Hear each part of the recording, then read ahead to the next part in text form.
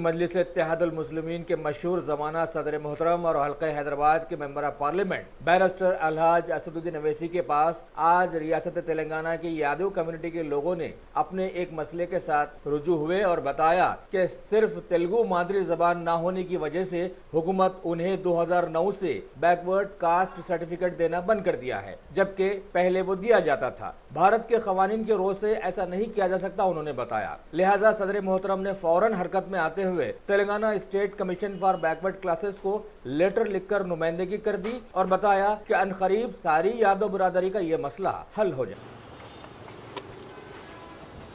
हैदराबाद में जो यादवा कम्युनिटी के लोग हैं जो बीसी लिस्ट में ऑलरेडी वो इंक्लूडेड है, मगर पिछले 4-5 साल से इन लोगों को बीसी सर्टिफिकेट नहीं मिल रहा है और ये कहकर इनको इस बात से महरूम कर दिया जा रहा है कि ये लोग हिंदी बोलने वाले हैं।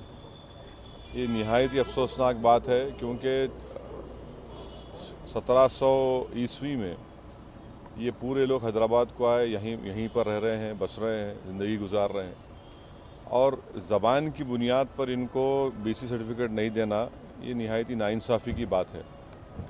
इसीलिए मैं आज बीसी कमीशन से मिलने आया, उनसे गुजारिश करने आया कि वो हुकूमत को एक ऑर्डर जारी करें कि ज़बान की बुनियाद पर इनको महरूम नहीं किया जा सकता। ये सोशली और एजुकेशनली बैकवर्ड हैं।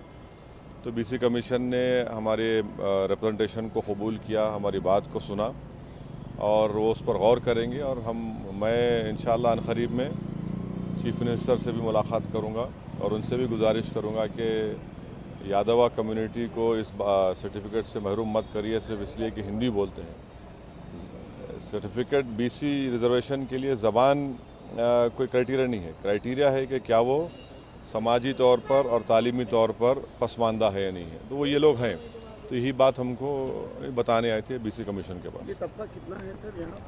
बहुत बड़ी तादाद है, वो आपको तफसीली आप लोग बताएंगे। बोला गया माइग्रेट, फिर बाद में बोला गया कि हिंदी स्पीकिंग। हम लोग कई बार शहर में नहीं रहते हुए भी, जब यहाँ कमीशन नहीं था, पर्सनल सेक्रेटरी से, मिनिस्टर से कई बार मिला गया। केशव राव जी भी इसमें कई बार हमको सपोर्ट करे, बाकी लीडर्स करे। आखिरी में हम लोग हमारे एमपी साहब असदुद्दीन साहब को हम लोगों ने रिज्यू जाके दरख्वास्त की, तो साहब बोले कि क्यों नहीं देते, हम लोग जानते, वो जानते हैं, हम लोग 300 साल से पहले से यहाँ रहते। उनके बुजुर्ग, उनके बड़े जितने भी थे हैदराबाद में, हम लोग नदी मूसा के इस तरफ और शहर उस तरफ था, इसलिए कई बुजुर्ग हमको हैदराबाद के पुराने शहरी जानते, हमारे बड़ों को जानते थे। तो असद साहब ने बोला है कि तुम्हारे साथ नाइंसाफ़ी हो रही है, मैं खुद चलकर कमीशन से बात करूंगा और तुम लोगों को इशू करना चाहिए। ये बिल्कुल सरासर गलत है, जानबूझ के आप लोगों के साथ अन्याय हो रहा है।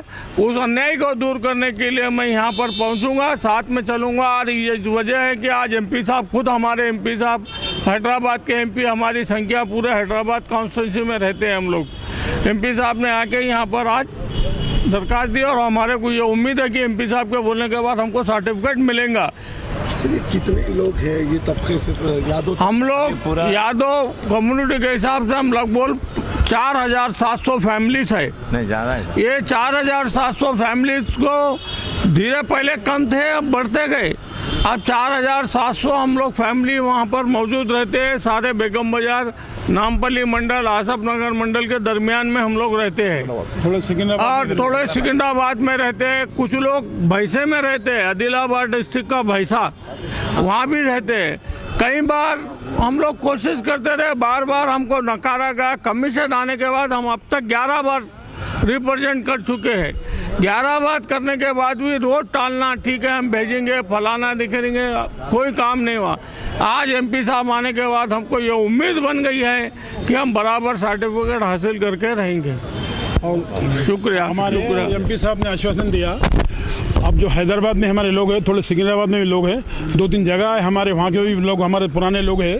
और एमपी साहब आश्वासन दिए कि मैं तुमको जल्दी सीएम करने ले आऊँगा, चीफ मिनिस्टर से बात करके तुम्हारे को टेम्पररी कुछ ना कुछ तुम्हारे देने के लिए इंतजाम करूँगा बोल के असद साहब बोले। इसलिए हम उनका धन्यवाद करते हैं। उन्होंने हमारी बात रखी, हम लोगों के लिए यहाँ पे आए, उनके हम सब लोग शुक्रगुजार हैं, उनको धन्यवाद करते हैं हम। Okay right sir.